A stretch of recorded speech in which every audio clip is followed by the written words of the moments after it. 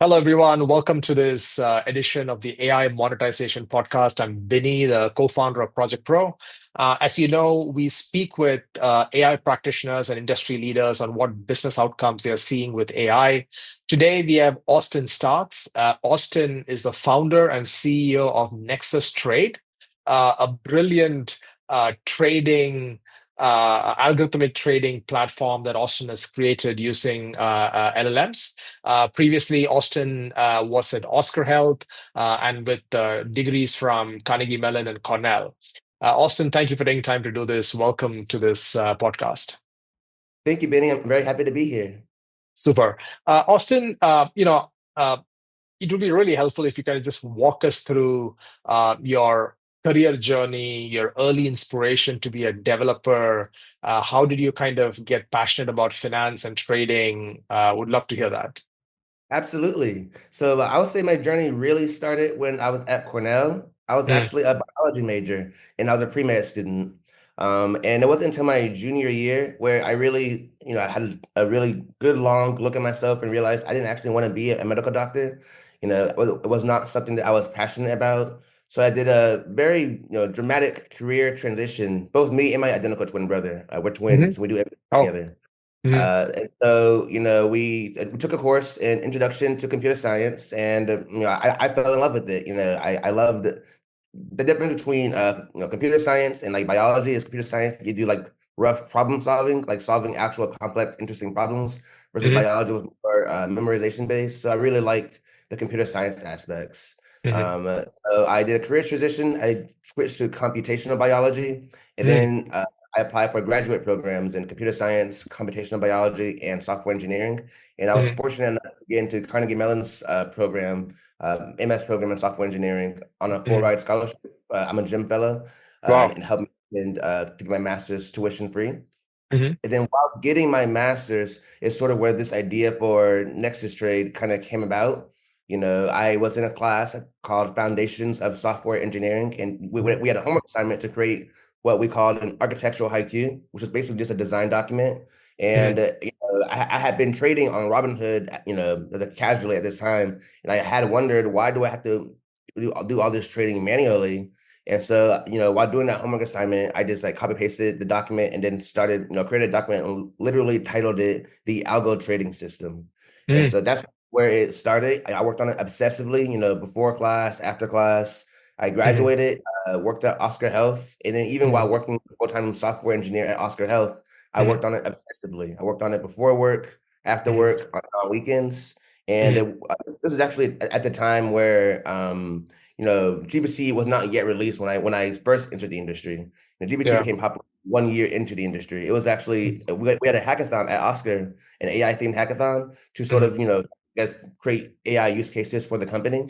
And mhm, so I led a team of 6 people across product mhm, design and engineering, and I created a tool that mhm, basically took our so for a little bit of context, health insurance companies, they sign contracts with providers mhm. to do what rates you're going to reimburse certain procedures at.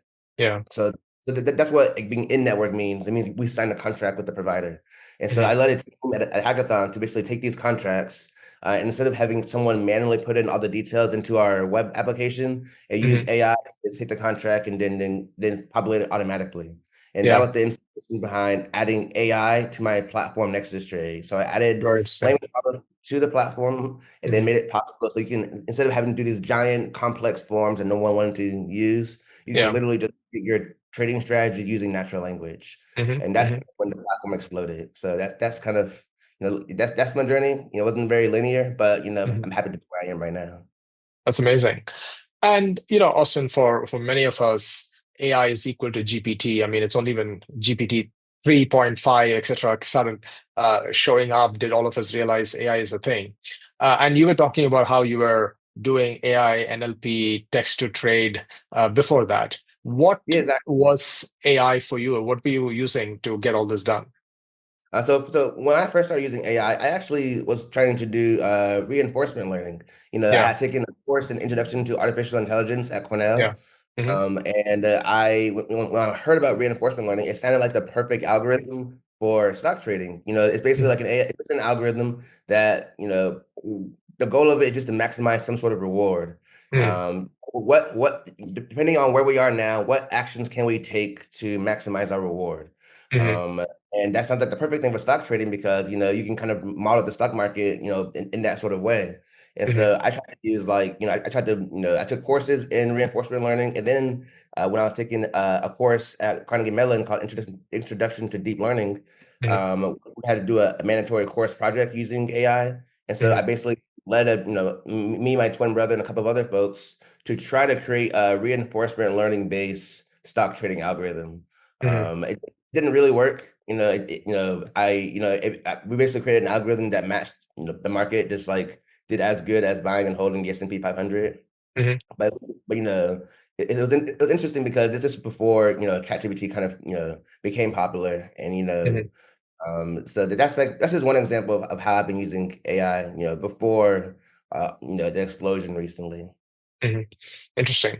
And when you say stock trading, does NexusTrade does it mostly focus on the more day trading, instant trading kind of trading, or is it more fundamental analysis kind of trading? And where does AI work a lot better from what you've seen? The latter. Okay. So, I think it works a lot better with the latter Hmm. because it's hard. The day trading itself is extremely difficult and has lots of requirements. For example, Hmm. you don't need, but you probably need to have around $25,000 in your broker's account to be a day trader. Hmm. Otherwise, it won't let you trade. And Hmm. also, just AI is really good at the fundamental analysis part. Hmm. You can Hmm. use AI. So with NexusTrade, you can use AI to do like I guess make it easy to find fundamentally strong stocks. Hmm. So, if you go to the website, you can say, hey, you can ask questions like what AI stocks are fundamentally strong? Or Hmm. if you're more advanced, you can say something like what, biotechnology stocks increase their revenue every quarter for the past 4 quarters and Hmm. are profitable and have a market cap between 10 and $50 billion. So Hmm. you can describe what criteria you want for stocks, and Yeah. the AI will transform your natural language sentence into a database query, then Yeah. fetch you all the stocks that match your criteria, Yeah. which is really great because Yeah. even back in the day, if you wanted to find certain stocks that had certain criteria, there wasn't Hmm. really a way you could do it. You could try to wrangle data in like Excel or something to that effect, but like there wasn't really an easy to use solution for an average, person to find the stocks that they want to find. And Yeah. so that's with the financial analysis part. And then also, because AI is, you can create these trading strategies and you convert Hmm. your natural instance into these trading strategies. Hmm. Um, uh, the platform right now supports like back testing at open and close. Hmm. So if you create a strategy that operates at open and close, the back Hmm. testing results tend to mimic sort of your actual real trading results. And Hmm. so that's why it's a lot easier to create longer term, swing trading strategies across multiple days, multiple weeks, multiple months, as opposed to intraday strategies. Hmm. Um, I think intraday is possible, but I think you'll need a lot more, data to actually test out these types of strategies. Got it. So, correct me if I'm wrong, Austin, which is today, if I opened up, ChatGPT photo, I uploaded a Excel sheet with a bunch of, let's say, stocks and prices and P ratios and stuff like that, and I asked it a question on that data. Many times, I've noticed I do not get 100% accurate results when it comes to numerical data. How do Mhm. you kind of solve this problem at NexusTrade? So lots of the calculations are actually done using like SQL, in Mm, the back end. So if I say mhm. what stocks are, have a compound annual growth rate, a 3-year revenue compound annual growth rate of 10% or more, Yeah, the AI is not actually trying to calculate the compound annual growth rate. It's got going it. to It's generating the SQL. exactly. And the Yeah. sequel is, so that, yeah. So, I've seen that with my experience, both at Oscar Health and with Nexus Trade, of using Yeah. AI trying to do math. And it's decent-ish, but it's not that great, which is why I like to rely on the sequel, which is, Yeah. obviously accurate. Yeah. Very interesting. Okay. And could you maybe help us understand who are the target users of Nexus Trade? I mean, at a broad level, I guess everybody is, but specifically, who are the power users? Who are you targeting with Nexus Trade? So the power users are usually people who are a little bit, they're a little bit more technological literate. So Ah, they might be college educated. They might have majored in something like finance or computer science or something to that effect. mhm, And they also, they're more of an active trader. They're not like mhm, someone that wants to just invest in their 401k for the long run and yeah. only buying ETFs. Like if you're buying like just like ETFs for 30, 40 years, then you won't get as much value from NexusTrade as someone who's Mhm, an active trader, someone that's actively trying to beat the market, someone that, likes to sit down and do a little bit of research and look at charts a little bit. mhm, I think people who are more, even like people who might work in finance, they might mhm, work at some of the world's largest banks like UBS. mhm, I think those types of people are much more likely to get a lot of value from NexusTrade. But mhm. in an ideal world, like you said, it would be for everyone. It's just there's a barrier to entry for understanding a lot of these concepts, and so there's like an educational aspect that needs to be looked at. Not everyone knows what some of this finance jargon means, and Yeah, so if you don't know what this jargon means, you're not gonna really know how to use the tool. right. That was actually the question I had, which one next question, which was for a tool to be helpful, people need to know what are the right questions to ask. So how Exactly. does that work with NexusTrade? By default, do you only attract the fairly sophisticated investor who knows what kind of analytical questions to ask? Question because lots of Mhm. people last year they say I don't know what to ask. I don't know how to use Yeah. the chat. I don't know what to say. So Uh-huh. one of the things that I actually invested a lot of energy on are these trading tutorials. If you Hmm. go to nexttrade.io/tutorials, then Okay. you'll see that there's these like I created these like step-by-step tutorials to help people actually learn how to use the app. And some of the tutorials are really, really easy. Like Okay. buy paper trade your first stock, buy your first stock of any stock, and it's on a paper portfolio, which is like a mock portfolio where you don't actually buy with your real money, you buy with like fake Hmm. money. Hmm. Or they can be like rearrange your watch list, or like deploy your trading strategy. And then those are Hmm. some of the simple tutorials, and then some of the harder tutorials are like create a strategy that like outperforms the market, or Hmm. ask a financial analysis question about Meta or whatever. So Hmm. I've tried to create these like literal step-by-step tutorials. And then when you create an account, you're actually automatically redirected to this tutorials page. Hmm. So it's a little bit easier for newcomers to at least not be completely paralyzed with fear. But I still think there's more work for me to do here. Hmm. I think they're helpful, but they could be even better if I invested more energy into it. Got it. And until what time was it just you coding the whole thing? And what does the team look like right now? How has that evolved? It's literally just me. Hmm. I'm thinking about potentially hiring, maybe a couple of developers. But I've really built out the entire platform. So when I first started the platform, it was a passion Yeah. project with me and my identical twin brother, Yeah. back when we were at Carnegie Mellon. But Hmm. after we got full-time job offers from our great companies. I got Oscar Health. He was working at Yeah. Meta. He Hmm. kind of wasn't, he didn't really want to work on it anymore. So it's really just Hmm. me working on it, by myself again, before Yeah. classes, after Hmm. classes, before work, after work, on weekends. But to me, Amazing. it was like a business. I did it for fun. Like, Hmm. I like to code for fun. So while we're playing Hmm. video games, I would just like write some code for fun. Hmm. And Hmm. just and then just sort of accidentally kind of grew into this business. I didn't actually intend to create a business. I was just doing it for Amazing. fun. Okay. And how have you been attracting users and customers to the platform? So primarily users come from Medium. I Mm. write articles about the platform, and they Yeah. can be, some of them are technical articles. So I might explain how can I use AI to create these database queries to, actually make sure these queries are actually accurate. What's the process of using AI to perform this financial research using Mm. SQL? Or I might Mm. write an article like how can I create a trading strategy using natural language? What's the process actually like? Like what API calls? What am I actually doing? Mm. Or they might just be more like showcasing. I might say, hey, if you go to NexusTrade and you click the Gemini model, if you type in this prompt, it created a trading strategy that beat the market. Yeah. I might show all the backtesting results, and I might test it Mhm. on different periods or compare it to another strategy.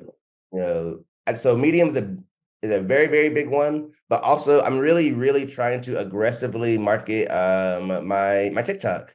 I have a Hmm. TikTok at Starks Hmm. Technology, and Hmm. I'm really trying to like Medium. The reach for Medium is very, very slow compared to just traditional social media platforms. Yeah. There's a lot more people on TikTok and Instagram than there are people on Medium, and Hmm. so I'm really aggressively trying to grow my TikTok. I grew it to 1,000 followers recently, so that's good. But I have a lot more work to do there. And I think once I have like tens of thousands or hundreds of thousands of followers, Yeah. then it'd be really really easy to market my platform. I'm basically my own influence instead of having to hire an influencer where I gotta pay Yeah. them arm and a leg for a single post. I can Yeah. literally just make my own posts. Awesome. And in the absence, if before NexusTrade was there, what were these users doing? What alternatives did they have? How were they solving the same problem? So primarily, all the platforms that existed before NexusTrade, Yeah. you needed to know how to code.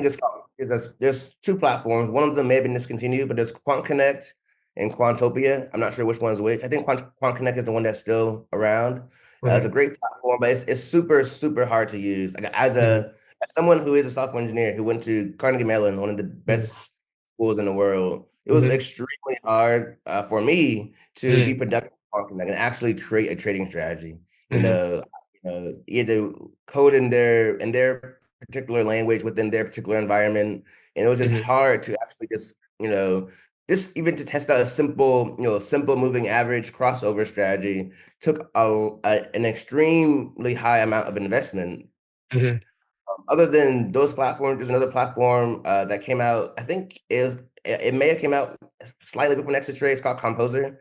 Hmm. They're yeah, an algorithmic trading platform. But from what I've gathered from looking at their website, their platform is not as you can't trade like you would like how a real trader trades in real life. All the Hmm. strategies are fairly simple, like rebalance the portfolio of gold and SPY or whatever. They're very, very simple strategies where I built NexusTrade to be able to configure any strategy a trader can actually think of. Hmm. The idea is they can configure it. Hmm. And, you know, Composer also doesn't have like the feature, like the financial analysis features or the stock Hmm. screeners or anything like that. The tutorials, Composer also doesn't have anything like that. So most people were probably using more tools like Quant Connect or TradingView, but some Yeah. subset by tools like Composer. Got it. Got it.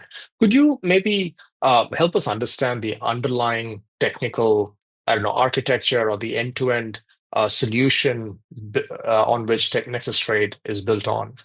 Absolutely. Yeah. So the front end is in React and Hmm. TypeScript. Hmm. Simple front end standard stuff. Using Material UI for the component libraries. The server layer is in TypeScript and Node.js. Hmm. Use Redis for caching. I use MongoDB to store most of the data. I'm using a DigitalOcean Spaces to store things like profile pictures or particularly large like objects. But all the algorithmic trading parts, that's actually done in Rust. Hmm. So the back testing, the strategy optimization, the paper trading, the live trading, all of that logic is implemented in Rust. And the Hmm. reason why it's implemented in Rust is because I wanted it to be, I didn't want to be in a situation where I'm thinking, oh, I wish this platform was faster. I Hmm. wish I built it in a faster language. I didn't want speed to ever be a bottleneck. And Hmm. I had heard great things about the Rust programming language, even though Hmm. I didn't know it before taking it on. And Hmm. so I decided to just rebuild that part in Rust, and Hmm. I succeeded in making it extremely fast. Hmm. The first version of the platform it's called NextTrade. It's on my GitHub open source. You go to Hmm. Austin Stark Hub, and Hmm. NextTrade is fully implemented in TypeScript. Hmm. Um, it has some of the same key features, although there are a few key architectural changes that I made. But Hmm. one of the things you can do on NextTrade is use the genetic optimization. And if you Hmm. were to optimize your strategy, if you were to use NextTrade, clone the repo, and optimize your trading strategy using it, Hmm. it takes like multiple days, assuming your computer can even run it. It takes multiple days for the optimization to finish. Whereas Hmm. in NexusTrade, because I rebuilt it all in Rust, that Yeah. same exact strategy can be optimized in like, 15, 20 minutes. Hmm. So there's really a very, very large, performance improvement from building it in Rust. Got it. And then, do you have like data sources for the financial data coming in live? Okay. So yeah, is that so? Price data, that comes in live. It's Hmm. streamed into the Rest app, and then Hmm. all the fundamental data that's coming from EODHD. I partner Hmm. with them to get high quality fundamental data. Hmm. Um, I just basically have a job at the end of the day. At the end of the trading day, I basically just refresh the fundamentals of all stock that may have reported the earnings or had a stock split or anything like that, and just Yeah. like just make sure I hydrate all my data every Yeah. day, so that by the Yeah. next day you have current, accurate, historical fundamental data. Got it. And then maybe could you talk to us about the uh, LLM layer on top of all of this stuff? Absolutely. Like, yeah, that'd be great. Yeah. create Let's take a step back. When we create a trading strategy, it's Mm, basically this giant JSON object. mm, You can think of it actually like a tree, where you have like the strategy, you have like the action, and you have the condition. And mm, the action basically is your action, like buy $1,000 of Apple or mm, rebalance the portfolio. That's the mm, action. And mm, then the condition is just like when we're going to trigger the action. So it can mm, be like every 2 weeks on Monday, or it can mm, be when SPY's price is below its 30-day moving average, or it mm, can be whatever. Nvidia's EPS is greater than we expected. mm, That's the condition layer. And so mm, before the LLMs, in order to do all this, we had these giant form fields where you just literally populated every field within this giant JSON object. mm, Um, and then the Rust logic takes that JSON, interprets it, and then executes the logic, mm, all the time. mm, Basically a giant event-driven mm, like for. And so where the LLM comes in is, instead of having to fill out this giant form field, you just describe your strategy. Like, I want to buy $1,000 of Apple every two mm, weeks on a Monday. mm, It's your plain English sentence. mm, Then it converts it into this JSON object. mm, We know what the action is, we know what the condition is. It converts it to the JSON object, and then it just generates that JSON. And then mm. I run it through, the Rust backtesting engine to just backtest that strategy, and then give you the Right. backtest right on Mm, the AI chat, so you can see mm, exactly how that strategy had performed in the past. mm. Interesting. And then LLM part of it, is that largely when the user prompt is being converted to action? Is that critically where the LLMs are? Okay. Mm, Well, I just actually half dozen use cases of LLMs, but when it comes mhm. to the trading strategies, when the user goes to the chat page on NexusTrade, Yeah. when they describe their strategy, the first thing Mhm. that's going to happen Right. is the LLM figures out what they're talking about. Yeah. It's going to buy $1,000 of Apple every 2 weeks. It figures out what they want to do. If they want to create a Mhm. trading strategy, Mhm. they want to Mhm. create a watch list, they want to perform Mhm. financial research or look at real Mhm. time stock news. Once it Mhm. figures out that they want to create a trading strategy, there'll be another LLM prompt specifically focused on creating trading strategies. Mhm. And that prompt is going to generate that what it will actually generate is like the main like portfolio object, which is Yeah. like a name for the portfolio, an initial value which has a default value. Yeah. Then it has like a description of the trading strategy that they want to create, and Mhm. then it's going to create that portfolio object. And then Mhm. after that portfolio object, I have what's called a prompt chain, where it Mhm. takes like that description of the strategy that it generated in the previous step, and then it Mhm. creates the full strategy object, both with the action, which is like buy, sell, or rebalance, or alert, Mhm. Mhm. and also generates that condition, which is Mhm. every 2 weeks or when it's below its 30-day average. And then Mhm. it that strategy and the portfolio, Mhm. glue it together into one comprehensive JSON object, Mhm. and then it basically sends that back to the user, and then my app takes that JSON and automatically, it can interpret that JSON in the backend via the backtesting and the Yeah. REST logic. Got it. Got it. And given your experience with agentic and LLMs in finance, do you think it is ready for prime time use cases right now, or if not, what are the gaps? I think I haven't seen Hmm. any real world use cases of like fully agentic systems and finance, but I do think Hmm. it's about ready for some simple use cases. Like one example that I would like to do at some point is you could say, okay, I'm really into, I think, and it's my actual opinion, I think the Hmm. next big wave after AI is probably going to be biotechnology or Hmm. like, computational medicine. Hmm. AI models creating new therapies much faster than we used to create them back in the day.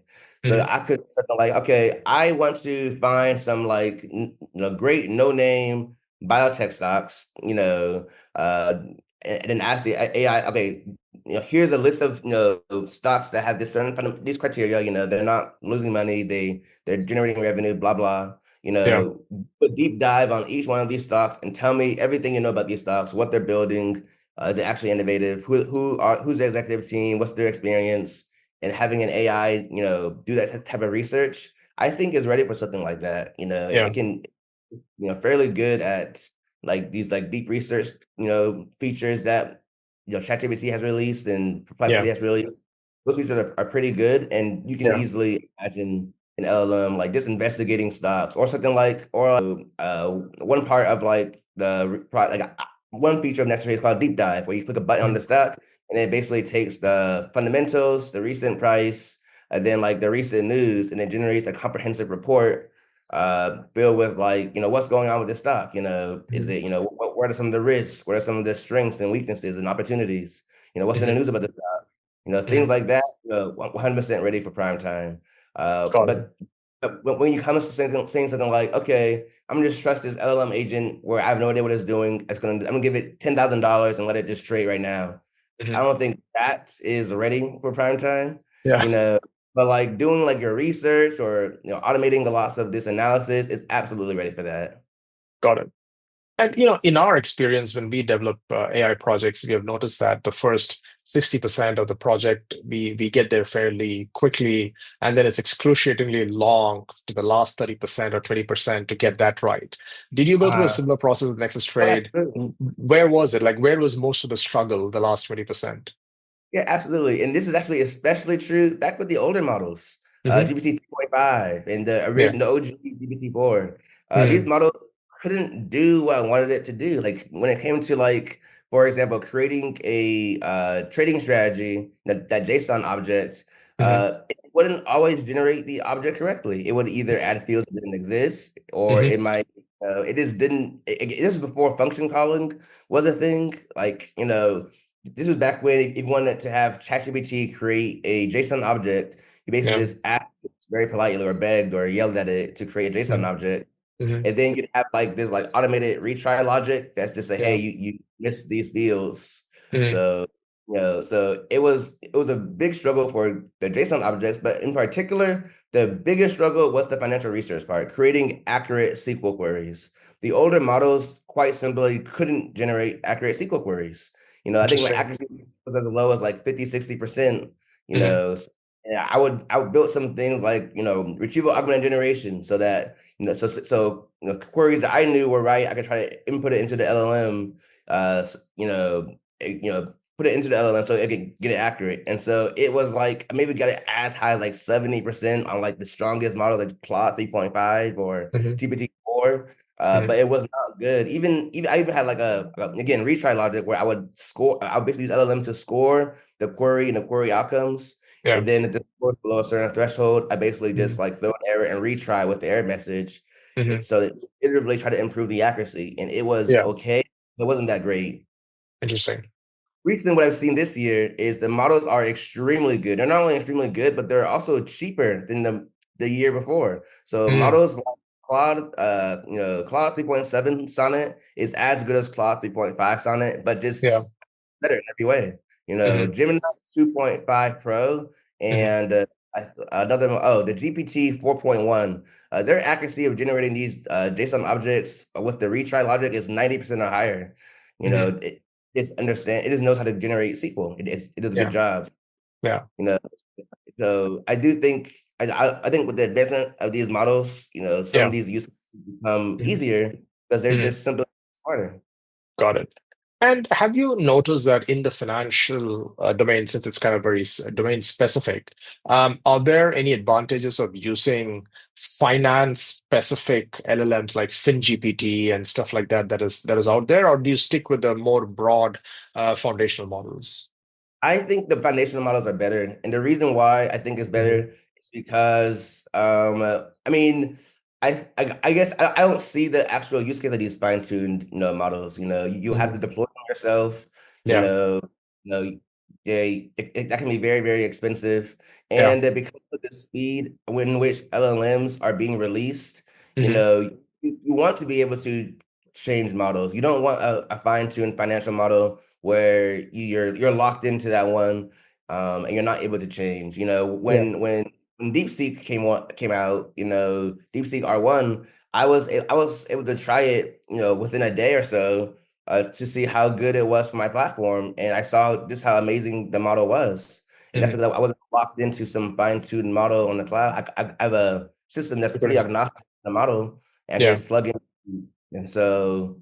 And so I think, yeah, there's lots of advantages of not using fine-tuned or specific models. right, Being able to use like the best models from these big AI companies is a huge advantage. right. And what did you like about DeepSeek?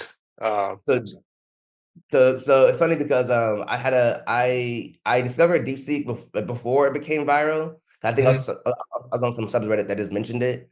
mhm, And I was active at this point. This was when O1 was already released, and mhm, O1 OpenAI's O1 was the only model that I used that could mhm, accurately generate these SQL queries. mhm, Uh, but it was extremely expensive. I mean, it was mhm, like exorbitant. Like if I used it for like an hour, I could spend $70 on O1.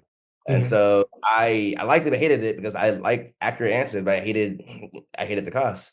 Yeah. So R1 was the other model that I did side-by-side tests at the same exact questions, and Mhm, R1 did like ever so slightly worse than O1, but it was like fractions, fractions of a percent cheaper. Like it was like 1% the cost of trying to wow. use. So I was able to, that was the first time where I could like affordably offer like a good model to my users for these financial analysis questions. Right. So Right. I was the most excited person about DeepSeek. I had a meeting with a professor at Harvard, because I had taught we lectured in a class about entrepreneurship, and Yeah. I told him about DeepSeek before it hit the news. He said, "Oh Mhm. yeah." I told him about DeepSeek. He said, "Okay, whatever." And then the next week, everyone's talking about DeepSeek, and NVIDIA stock crashed some absurd percent. Then the Right. next time we had a meeting, he said, "Yeah, you told me about DeepSeek, before all Right. these major." Yeah. So yeah, I was very very excited about that. But even now, I don't even use DeepSeek. DeepSeek's not even within the platform anymore because the other models are just so much better. Right. Interesting. And what were your tips to the Harvard class on entrepreneurship? What have your learnings been that you can share? For sure. I mean, I mostly just talked about my journey. Who I was, how did I get interested in entrepreneurship? I think honestly, one of the things that got me interested was watching Shark Tank when I was a kid.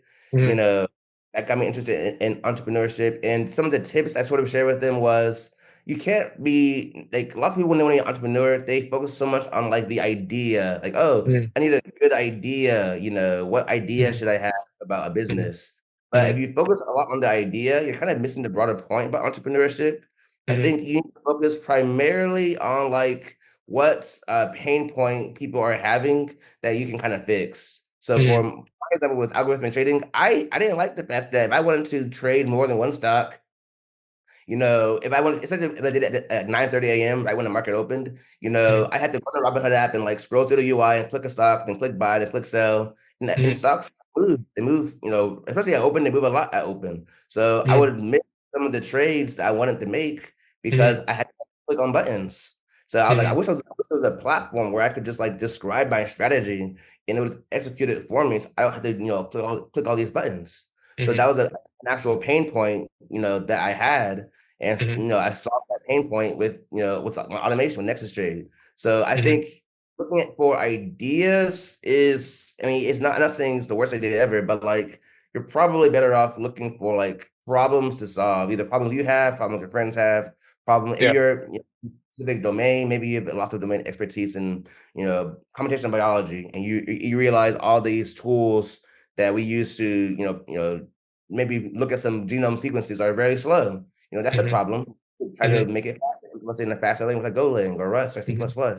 Hmm. But don't look for ideas. I think it's best to look for problems to solve, and it's infinite problems. It's really easy. You can go, outside right now, find local restaurants and say, hey, I can build an AI, a simple AI, automations for your business, so you can collect more Hmm. customer reviews, or you can, automate, telling people when their order is going to be ready. There's lots of Hmm. problems to solve. You just have to go out Hmm. and solve That's fantastic uh, insight, Austin. them. Thank Focus you. on the problems, not so much on the ideas. Makes sense. Uh, and what's next for NexusTrade? What are your plans for the rest of this year, next year? What are you thinking of? For sure. So I want to do a few key things. Number one, most importantly, I'm doing it right now, is I'm integrating new brokerages. So Mm. right now, NexusTrade supports the Alpaca brokerage, great Hmm. brokerage. They support cryptocurrency and fractional shares, but Hmm. not everyone, has an Alpaca account, wants to use an Alpaca account. So I'm Hmm. adding two more brokerages. There's Tradier and Hmm. TradeState. And this will Hmm. significantly improve, increase the reach of NexusTrade, so you don't have to be locked into one brokerage. Excuse me, you can have a different brokerages. So that's Hmm. my thing I'm doing right now. The challenge with that is when I integrated with Alpaca, I made the assumption that I would only integrate one brokerage. And Hmm. so the architecture there, it needs to be refactored entirely. So that's a lot of work. Hmm. But that's hopefully going to be done by the end of June. And after that, I want to grow my TikTok. I'm actually not doing as much development work as I was within Hmm. the first 2 years of Hmm. developing the platform. Hmm. Most of the key features are implemented and they work. Hmm. So most of what I'm doing right now is trying to do a very unique marketing strategy. Hmm. Growing my TikTok and becoming my own content creator, becoming my own influencer, and then leading people Hmm. to my platform, as Yeah. opposed to influencers. I think I could, I think it's a lot of work, but if I Yeah. invest in it over the course of the next 3 years, then it might be. I think it could be advantageous. But not, I don't have to partner with nobody. I can just be my own influencer. Agree. Um, Let me think. Anything else? Those are the key things. I mean, there's always lots of improvements that I want to do. Like some Yeah. things on the roadmap. Options trading. I'm an options trader. I like to trade Hmm. options. Within Hmm. Nexus, you can't trade options. So one of the things I would do is implement, allow people to not only just trade options, but create, automated, algorithmic trading strategies using Hmm. options. Hmm. Maybe LLMs to help explore options chains. You can say, Hmm. okay, this, what, looking at NVIDIA's, options chains for between now and the next 6 months, what are Hmm. some anomalies that you see? And maybe having Hmm. an LLM sort of, maybe combining that with some like, I don't know, some, a little Python script or maybe, SQL, just to see what anomalies within the option chain itself. I think that's really interesting. Hmm. But that's not going to be this year at all. That's probably going to be like next year or the year after. And then intraday back testing, Hmm. actually testing a strategy throughout the trading day. So you're not Yeah. just testing open and close, but you can see what happened between at 10 to 11 o'clock. Hmm. That's a huge thing I want to do. That'll probably be done by next year. But Hmm. overall, the platform itself is pretty feature complete, and people that use Hmm. it, they Hmm. report that, they like it. Hmm. So think my biggest job this year is honestly just spreading the word as much as I can. Amazing. That is super exciting, ambitious, very promising, Austin. Thank you. Thank you so much for taking time to, share your journey and the platform and your ambition. Very, very helpful. Appreciate it. Absolutely. I appreciate being here.